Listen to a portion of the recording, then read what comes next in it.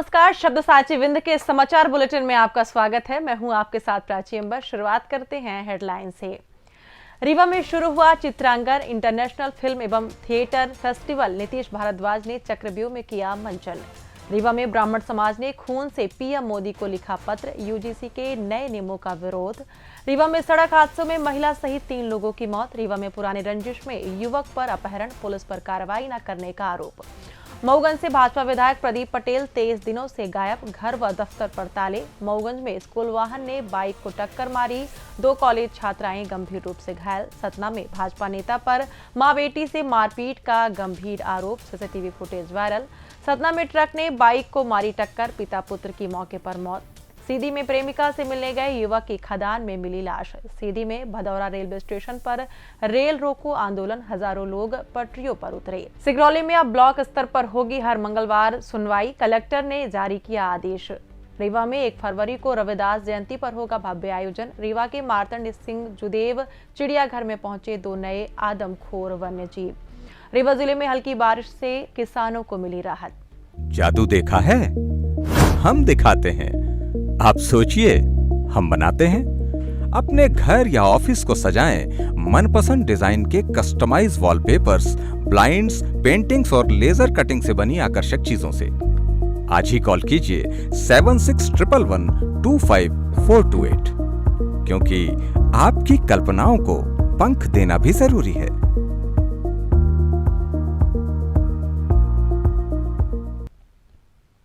अब खबरें विस्तार से। रीवा के कृष्णा राज कपूर ऑडिटोरियम में बुधवार को 6वें Chitrangan international film and theatre festival का भव्य शुभारंभ हुआ। रंगोत्सव नाट्य समिति द्वारा आयोजित इस 5 दिवसीय उत्सव का उद्घाटन मां सरस्वती के समक्ष दीप प्रज्वलित करके किया गया। मुख्य अतिथि के रूप में महाभारत सीरियल में भगवान कृष्ण का किरदार निभाने वाले प्रसिद्ध अभिनेता नीतीश भारद्वाज मौजूद रहे। कार्यक्रम में अन्य प्रमुख अतिथियों में राजकुमारी मोहिना सिंह, मशहूर रंगमंच निर्देशक अतुल सत्य कौशिक, मध्य प्रदेश नाट्य अकादमी के निदेशक संजय श्रीवास्तव, माखनलाल चतुर्वेदी पत्रकारिता विश्वविद्यालय में कुलगुरु विजय मनोहर तिवारी, रीवा महाराज पुष्पराज सिंह और वरिष्ठ पत्रकार जयराम शुक्ल शामिल थे। उद्घाटन के दौरान रीवा के बघेली पत्रकार कनिष्क तिवारी की पुस्तक सीधी फाइल्स का विमोचन किया गया। साथ ही रीवा के कलाकार प्रभात गौतम का गाना इंतजार भी लॉन्च हुआ। मौके पर उपस्थित अतिथियों ने रीवा के समृद्ध कला, संस्कृति, रंगमंच परंपरा और इस आयोजन की सराहना की। साथ ही क्षेत्रीय कलाकारों को प्रोत्साहन देने पर जोर दिया। फेस्टिवल का आयोजन 28 जनवरी से शुरू होकर 1 फरवरी तक चलेगा। इस दौरान कई बड़े और क्षेत्रीय कलाकार कृष्णा राज कपूर ऑडिटोरियम में अपनी प्रस्तुतियां देंगे। पहले दिन ही नीतीश भारद्वाज ने अपने प्रसिद्ध नाटक चक्रव्यूह का मंचन किया, जिसमें उन्होंने भगवान कृष्ण की भूमिका निभाई। यह नाटक दर्शकों को भावुक कर गया और जीवन के संघर्षों पर गहन संदेश देता है। यह उत्सव रीवा में फिल्म, थिएटर और लोक कला को बढ़ावा देने की दिशा में एक महत्वपूर्ण कदम है, जो स्थानीय प्रतिभाओं को राष्ट्रीय मंच प्रदान कर रहा है। और ऐसे स्थान पर रीवा, जहां पर संगीत के जिनको नवरत्नों में से एक तानसेन कहा जाता है, वो तानसेन जी रीवा महाराज के दरबार में दरबार गायक थे। महेश शर्मा मतलब बीरबल रीवा से थे। तो ऐसा नाट्य इस भूमि ने, बजारती ने देखा है। यहाँ पर चित्रांगण महोत्सव के माध्यम से उस धरोहर को जीवित रखना, पुनर्स्थापित करना, ये बहुत बड़ा कार्य है जो अंकित और आपकी पूरी टीम आप लोग कर रहे हो, इसलिए आप बधाई के पात्र हो। यही धरोहर विदेशों में तो लोगों ने जीवित रखी है, जहां पर बहुत सारी सुविधाएं सरकारें देती हैं। अपने पास एंटरटेनमेंट इंडस्ट्री, उसको एक इंडस्ट्री के रूप में देखा तो जाता है, लेकिन इंडस्ट्री के रूप में जितना उसको बल मिलना चाहिए, दुर्भाग्य से उतना नहीं मिलता। और इसीलिए ये जो लगन है, जो ज्वाला है, जो अपने भीतर कि मुझे ये करना है, इस धरोहर को आगे बढ़ाना है, जीवित रखना है, ये जो धरोहर और ये आग अंकित और आपके बीच में है, आप सब बधाई के पात्र हो। रीवा जिले में यूजीसी के नए नियमों promotion of equity in higher education institution regulations 2026 के खिलाफ तीखा विरोध शुरू हो गया है। अखिल भारतीय ब्राह्मण समाज के प्रदेश सचिव सतीश चौबे और श्रवण सेना जिला अध्यक्ष अनुराग मिश्रा, मुकेश पांडे, प्रकाश मिश्रा तथा संदीप तिवारी ने प्रधानमंत्री नरेंद्र मोदी को खून से लिखा पत्र भेजकर इन नियमों को तुरंत वापस लेने की मांग की है। प्रदर्शनकारियों ने आरोप लगाया कि यूजीसी का यह नया कानून समाज को बांटने वाला है और सामान्य वर्ग के अधिकारों के साथ अन्याय करने वाला है। उनका कहना है कि नियमों से शैक्षणिक संस्थानों में असंतुलन और वैमनस्य बढ़ने की आशंका है। सतीश चौबे ने कहा कि शिक्षा व्यवस्था में ऐसा कोई बदलाव स्वीकार नहीं जो समाज में विभाजन पैदा करे। उन्होंने स्पष्ट चेतावनी दी है कि यदि सरकार ने जन भावनाओं के विरुद्ध यह कानून नहीं वापस लिया तो आंदोलन को और तेज किया जाएगा। जरूरत पड़ने पर यह विरोध देशव्यापी रूप ले सकता है। खून से लिखे पत्र में भावनात्मक अपील करते हुए प्रदर्शनकारियों ने कहा कि यह नियम सामाजिक समरसता के लिए खतरा है और शिक्षा नीति का उद्देश्य समाज को जोड़ना चाहिए, न कि अलगाव पैदा करना। रीवा जिले में अलग अलग सड़क दुर्घटनाओं में एक महिला समेत 3 लोगों की संजय गांधी चिकित्सालय में उपचार के दौरान मौत हो गई। पुलिस के अनुसार सतना जिले के नागौद थाना क्षेत्र अंतर्गत श्याम नगर मोड़ के पास बाइक दुर्घटना में गंभीर रूप से घायल चुनवाड़ा निवासी श्याम की इलाज के दौरान मौत हो गई। वहीं गढ़ थाना क्षेत्र के अगडाल में हुई सड़क दुर्घटना में अगडाल निवासी लीलावती पटेल की उपचार के दौरान मौत हो गई। एक अन्य हादसे में सतना जिले के सथनी निवासी बल्लू कोल को अज्ञात वाहन ने टक्कर मार दी, जिसमें सिर में गंभीर चोट लगने से बुधवार सुबह उनकी भी मौत हो गई। सभी मामलों में प्रकरण दर्ज कर पुलिस में जांच शुरू कर दी है। रीवा जिले के सिरमौर थाना क्षेत्र में पुरानी रंजिश के चलते एक युवक पर अपहरण का प्रयास किया गया। पीड़ित युवक ने आरोप लगाया है कि गांव के ही कुछ लोगों ने उसे फोन पर मिलने के बहाने बुलाया और फिर जबरन अपहरण करने की कोशिश की। पीड़ित संजय कोल निवासी सुरवार ने बताया कि 22 जनवरी को गांव के राकेश कोल ने फोन कर उसे मिलने के लिए बुलाया। जब वह मैदान की तरफ पहुंचा तो वहां पहले से राकेश के 2 अन्य साथी मौजूद थे। संजय के अनुसार आरोपियों ने उसके ऊपर बोरा उड़ा दिया और जबरन बाइक में बिठाकर सुनसान जगह की ओर ले जाने लगे। बीच रास्ते में संजय ने मौका देखकर चलती हुई बाइक से छलांग लगा दी और किसी तरह अपनी जान बचाई। इस दौरान वह गंभीर रूप से घायल हो गया। पीड़ित ने बताया कि आरोपियों ने पुरानी रंजिश के कारण यह नाकाम अपहरण की कोशिश की। घटना के बाद संजय ने उसी शाम सिरमौर थाने में शिकायत दर्ज कराई, लेकिन आरोप है कि पुलिस ने अब तक कोई कार्रवाई नहीं की है। इस कारण पीड़ित और उसका परिवार भयभीत है। परिवार ने न्याय और सुरक्षा की गुहार लगाते हुए पुलिस अधीक्षक कार्यालय पहुंचकर प्रदर्शन किया और तत्काल कार्रवाई की मांग की है। मऊगंज से भाजपा विधायक प्रदीप पटेल पिछले करीब 23 दिनों से अपने निर्वाचन क्षेत्र से नदारद हैं। इस दौरान उनके मऊगंज स्थित आवास और कार्यालय पर ताले लटके हुए हैं, जबकि उनके मोबाइल फोन भी स्विच ऑफ आ रहे हैं। इससे इलाके में तरह तरह की अफवाहें और चर्चाएं तेज हो गई हैं। विधायक का एक वीडियो मंगलवार को सामने आया, जिसमें वो खुद असुरक्षित बताते नजर आ रहे हैं। सूत्रों के अनुसार प्रदीप पटेल फिलहाल भोपाल में हैं। वीडियो में उन्होंने परिवार को घर के अंदर रहने, बाहर ना निकलने और सीसीटीवी कैमरे चालू रखने की सलाह दी। वीडियो में विधायक ने बेटे अर्जुन से बातचीत में कहा, घर में ही रहना, बाहर बिल्कुल नहीं निकलना, कोई आए तो बैठाना लेकिन दरवाजा नहीं खोलना, सामान की जरूरत हो तो ऑनलाइन मंगवा लेना। उन्होंने परिवार को समझाया कि रीवा जाने पर भाभी को भी सतर्क रहने को कहा। विधायक ने सेवा कार्य जारी रखने, जनता की शिकायतें लेटर पैड से भेजने और मीटिंग्स में अटेंड करने के निर्देश दिए हैं। उन्होंने कहा कि राजनीति में अब बच बचाकर काम करना होगा और 3 साल बाद देखेंगे। अर्जुन ने बताया कि लोग डरे हुए हैं और पूछ रहे हैं कि विधायक कहां हैं। प्रदीप पटेल ने कहा उन्हें भी मिस्ड कॉल्स आ रहे हैं, लेकिन सबको समझाना संभव नहीं है। वहीं मऊगंज एसपी दिलीप सोनी ने कहा कि जिले में स्थिति सामान्य है और किसी गैंग का डर नहीं है, जबकि विपक्ष ने इसे प्रोपेगेंडा बताया है।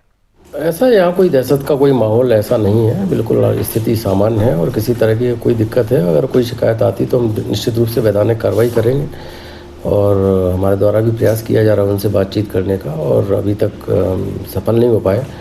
लेकिन ऐसी कोई समस्या है तो निश्चित रूप से हमें बता सकते हैं, पुलिस उनके बिल्कुल साथ है और जहाँ तक उनके साथ जो घटना हुई थी उसमें हमने FIR की और दोषियों के खिलाफ हमने कार्रवाई भी की है और जो मऊगंज के जो भी इस तरह के आपराधिक प्रवृत्ति के लोग हैं उनके खिलाफ हम लगातार कार्रवाई करते भी आए हैं।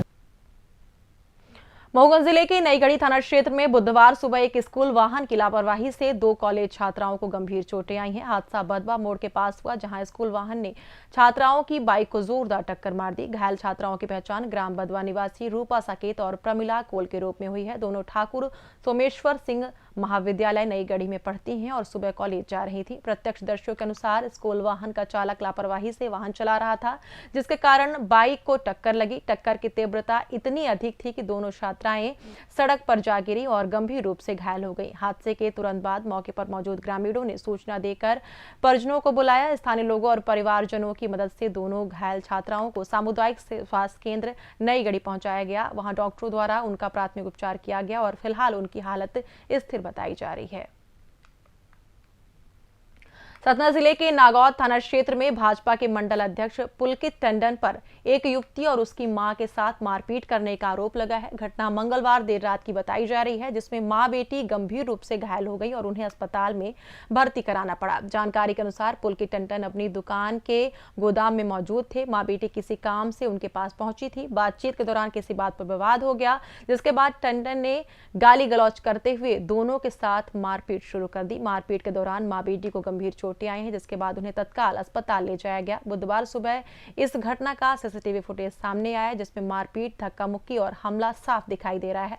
आरोप है कि पीड़ित पक्ष पर एफआईआर दर्ज न कराने के लिए दबाव बनाया जा रहा है। नागौद थाना पुलिस का कहना है कि वीडियो संज्ञान में आया है। हालांकि अभी तक किसी भी पक्ष से कोई लिखित शिकायत दर्ज नहीं कराई गई है। शिकायत मिलने पर मामले की गहन जांच कर दोषियों के खिलाफ नियमानुसार सख्त कार्रवाई की जाएगी। सतना जिले के कोलगवा थाना क्षेत्र में मंगलवार शाम एक बेहद दर्दनाक सड़क हादसा हुआ। मटेहना के पास कृपालपुर और मटेहना के बीच करीब शाम 7 बजे ट्रक ने बाइक सवार पिता और उसके मासूम बेटे को टक्कर मार दी, जिसमें दोनों की मौके पर ही मौत हो गई। मृतकों की पहचान शंकरधर केवट और उनके 7 वर्षीय बेटे सिद्धू उर्फ सिद्धार्थ केवट के रूप में हुई है। दोनों कृपालपुर की ओर बाइक से जा रहे थे। परिजनों के अनुसार शंकरधर अपने बेटे के साथ खेत में बनी अहरी से पत्नी को लेने जा रहे थे। टक्कर इतनी जबरदस्त थी कि पिता और पुत्र दोनों की घटनास्थल पर ही मौत हो गई। हादसे की सूचना मिलते ही आसपास के ग्रामीण मौके पर पहुंचे और गुस्से में सड़क जाम कर दी। उन्होंने करीब 1 घंटे तक प्रदर्शन किया और पुलिस को शव उठाने से भी रोक दिया। सूचना मिलने पर कोलगवा थाना प्रभारी सुदीप सोनी पुलिस बल के साथ मौके पर पहुंचे। उन्होंने ग्रामीणों को समझाइश देकर शांत कराया, जिसके बाद शवों को कब्जे में लेकर जिला अस्पताल पोस्टमार्टम के लिए भेज दिया गया। पुलिस ने हादसे के बाद ट्रक चालक को हिरासत में ले लिया है और ट्रक को जब्त कर थाने ले आई है। मामले की जांच जारी है। हादसे के बाद परिवार में कोहराम मचा हुआ है। सिद्ध जिले में एक सनसनीखेज मामला सामने आया है। बैरिया थाना क्षेत्र के ग्राम कुकुराउन निवासी 18 वर्षीय युवक विकास विश्वकर्मा प्रेमिका से मिलने रात में घर से निकला था, लेकिन 1 सप्ताह बाद उसका शव सरखना पत्थर खदान में पानी में उतराता मिला। इस घटना से पूरे क्षेत्र में हड़कंप मच गया। जानकारी के मुताबिक 20 जनवरी की रात को विकास ने घर पर खाना खाया और अपने कमरे में सोने चला गया। सुबह जब परिवार वाले उसे जगाने पहुंचे तो वह घर में नहीं मिला। परिजनों ने काफी खोजबीन की, लेकिन जब युवक नहीं मिला तो बहरी थाने में गुमशुदगी की रिपोर्ट दर्ज कराई गई। परिजन लगातार तलाश में जुटे थे। इसी बीच 27 जनवरी को ग्राम सरखना के पास पत्थर खदान में शव मिला। परिजनों ने शव की पहचान विकास के रूप में की। मृतक के भाई और परिजनों ने गंभीर आरोप लगाया है कि यह हत्या है। उनका कहना है कि विकास एक लड़की से प्रेम प्रसंग चल रहा था। लड़की ने इंस्टाग्राम चैट के माध्यम से उसे रात में मिलने के लिए बुलाया था। परिजनों के पास इंस्टाग्राम चैटिंग के स्क्रीनशॉट और प्रिंट आउट मौजूद है, जिसमें लड़की मिलने की बातचीत स्वीकार करती दिख रही है। परिजनों का दावा है कि पहले भी लड़की के भाइयों ने विकास को धमकी दी थी। वे मानते हैं कि प्रेमिका के परिजनों ने ही युवक की हत्या की और शव को खदान में फेंक दिया। सीधी जिले में भदौरा रेलवे स्टेशन पर बुधवार सुबह 11 बजे रेल रोको आंदोलन शुरू हो गया। इंटरसिटी ट्रेन के स्थायी स्टॉपेज और शंकरपुर भदौरा रेलवे स्टेशन को पूर्ण स्टेशन का दर्जा दिलाने की लंबे समय से चली आ रही मांग को लेकर हजारों स्थानीय लोग पटरियों पर उतर आए। इससे रेल यातायात पूरी तरह बाधित हो गया। समाजसेवी आनंद सिंह के नेतृत्व में प्रदर्शनकारियों ने एक मालगाड़ी को रोक दिया। बड़ी संख्या में महिलाएं, पुरुष, युवा और बुजुर्ग पटरियों पर बैठ गए, जबकि कई लोग लेटकर विरोध दर्ज करा रहे हैं। आंदोलन में सभी प्रमुख राजनीतिक दलों के प्रतिनिधियों की मौजूदगी ने इसे सर्वदलीय स्वरूप दे दिया है। महिलाओं और युवाओं की भारी भागीदारी ने प्रदर्शन को और मजबूती प्रदान की है। आंदोलनकारियों की प्रमुख मांगे इंटरसिटी ट्रेन का भदौरा स्टेशन पर स्थायी ठहराव, स्टेशन मास्टर की पदस्थापना और कोरोना काल में बंद की गई 4 पैसेंजर ट्रेनों की बहाली शामिल है। सिगरौली जिले में आम नागरिकों की समस्याओं का त्वरित और प्रभावी समाधान सुनिश्चित करने के लिए प्रशासन ने जनसुनवाई व्यवस्था में महत्वपूर्ण बदलाव किया है। कलेक्टर गौरव बैनल ने बुधवार को आदेश जारी कर जिला मुख्यालय के साथ साथ विकास खंड स्तर पर भी नियमित जनसुनवाई शुरू करने का फैसला लिया है। कलेक्टर गौरव बैनल ने बताया कि जिला स्तरीय जनसुनवाई में यह देखा गया है कि दूरस्थ ग्रामीण इलाके से बड़ी संख्या में लोग अपनी समस्याएं लेकर जिला मुख्यालय पहुंचते हैं, जबकि अधिकांश मामलों का निपटारा विकास खंड स्तर पर ही संभव है। आवेदकों की सुविधा, समय और यात्रा की बचत को ध्यान में रखते हुए ब्लॉक स्तर पर जनसुनवाई को अधिक प्रभावी बनाने का निर्णय लिया गया है। नई व्यवस्था के तहत हर मंगलवार सुबह 11 बजे से दोपहर 1 बजे तक जनसुनवाई आयोजित की जाएगी। जनसुनवाई की अध्यक्षता संबंधित अनुविभागीय अधिकारी करेंगे। इस दौरान विकास खंड स्तर के सभी विभागीय अधिकारी अनिवार्य रूप से उपस्थित रहेंगे ताकि अधिकांश शिकायतों का मौके पर ही निराकरण हो सके। संत गुरु रविदास की 649वीं जयंती के अवसर पर रीवा में भव्य एवं गरिमामय कार्यक्रम का आयोजन किया जा रहा है। कार्यक्रम 1 फरवरी को दोपहर 12 बजे से पद्मदर पार्क रीवा में आयोजित होगा। इस दौरान भजन कीर्तन, सांस्कृतिक प्रस्तुतियां, संत रविदास जी के जीवन एवं विचारों पर वक्तव्य, सामाजिक समरसता से जुड़े विशेष कार्यक्रम होंगे। जय गुरु रविदास समाज युवा संघ द्वारा आयोजित इस समारोह की रूपरेखा आज आयोजित प्रेस वार्ता में साझा की गई। आयोजकों ने बताया कि संत गुरु रविदास जी भारतीय समाज के महान संत, कवि और समाज सुधारक थे। उन्होंने अपने दोहों, भजनों और विचारों के माध्यम से सामाजिक समानता, मानवता, भाईचारा और न्याय का संदेश पूरे देश में फैलाया। इन्हीं आदर्शों को जन जन तक पहुंचाने और समाज में समरसता की भावना को मजबूत करने के उद्देश्य से भव्य आयोजन किया जा रहा है। रीवा के मार्तंड सिंह जुदेव चिड़ियाघर में 2 खतरनाक वन्य जीवों को लाया गया है। इनमें एक भालू और एक तेंदुआ शामिल है, जिन्हें क्रमशः कटनी और विजय राघवगढ़ से रेस्क्यू किया गया है। भालू को कटनी जिले के बहुरीबाज क्षेत्र से पकड़ा गया है, जबकि तेंदुआ विजय राघवगढ़ के आसपास के इलाके से बचाव अभियान के दौरान रेस्क्यू किया गया है। दोनों वन्य जीवों ने रिहायशी इलाकों में घुसकर स्थानीय लोगों पर कई हमले किए थे, जिसके बाद वन विभाग की टीम ने इन्हें सुरक्षित तरीके से पकड़ा और रीवा लाया। फिलहाल दोनों वन्यजीवों को चिड़ियाघर के रेस्क्यू सेंटर में रखा गया है, जहां वन्यजीव चिकित्सक टीम की सख्त निगरानी में इनका इलाज और व्यवहार अध्ययन चल रहा है। मौसम की बात करें तो रीवा जिले में बीती रात मौसम ने अचानक करवट ली। देर रात से सुबह तक हल्की बारिश हुई, जिससे किसानों को बड़ी राहत मिली है। यह बारिश खास तौर पर गेहूं की फसलों के लिए लाभकारी साबित हो रही है। किसानों का कहना है कि लंबे समय से इस बारिश का इंतजार था। जिन किसानों ने धान की कटाई के बाद बिना खेत की जुताई के सीधे गेहूं की बुवाई कर दी, उनकी फसलें सिंचाई के अभाव में सूखने लगी थी। ऐसे किसानों के लिए हल्की बारिश अमृत की तरह फायदेमंद साबित हो रही है। वहीं जिन्होंने पलेबा के बाद बुवाई की थी, उनकी फसलों को भी इससे लाभ हुआ है। कुछ किसानों का मानना है कि यदि बारिश थोड़ी और होती तो फसलों को बेहतर फायदा मिलता। हल्की बारिश से गेहूं, चना, मसूर और अलसी जैसी फसलों को कुछ न कुछ लाभ जरूर हुआ है। आसमान में बादल छाए हुए हैं और मौसम विभाग ने अगले कुछ घंटों में फिर से हल्की बारिश की संभावना जताई है। बारिश और हल्की हवा के कारण जिले में ठंड एक बार फिर बढ़ गई है। और इसी के साथ ये समाचार बुलेटिन समाप्त हुआ। कल फिर मिलेंगे नई खबरों के साथ। जुड़े रहिए शब्द साची विंध्य से, और विंध्य से जुड़ी तमाम खबरों के लिए हमारे चैनल को सब्सक्राइब कर दें। अपने आसपास की खबरें हम तक पहुंचाने के लिए स्क्रीन पर दिए गए नंबर पर आप संपर्क कर सकते हैं। धन्यवाद।